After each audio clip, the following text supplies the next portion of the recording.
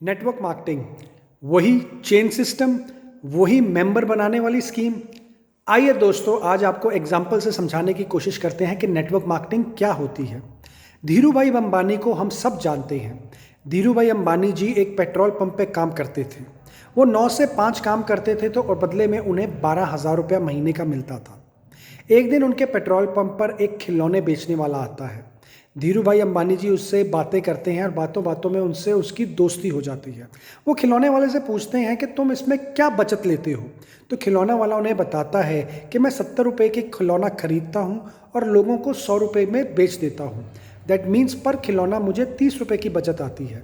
धीरूभाई ने अपने आप से पूछा कि ये काम तो मैं भी कर सकता हूँ, क्योंकि धीरूभाई अंबानी के सपने बड़े थे। वो अपने काम से, इनकम से सेटिस्फाई नहीं थे, वो कुछ लाइफ में बड़ा करना चाहते थे।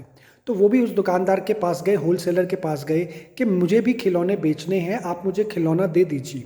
तो दुकानदार ने उनको भी 70 रुपये के हिसाब से खिलौने देने शुरू कर दिए।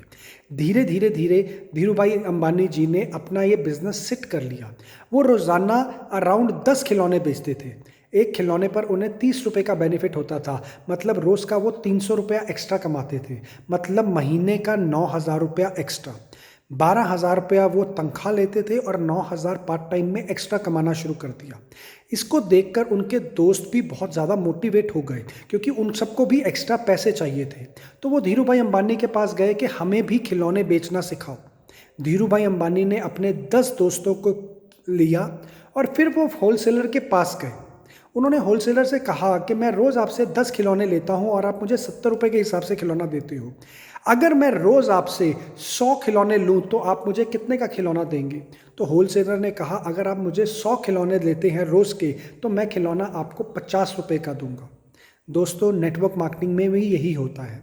आप यहाँ देखिए, यहाँ धीरूभाई अंबानी जी को भी प्रॉफिट हुआ और उनके दोस्त जो खिलौना बेच रहे थे उनको भी प्रॉफिट हुआ। नेटवर्क मार्केटिंग में भी हम एक दूसरे की हेल्प कर करके आगे बढ़ते हैं।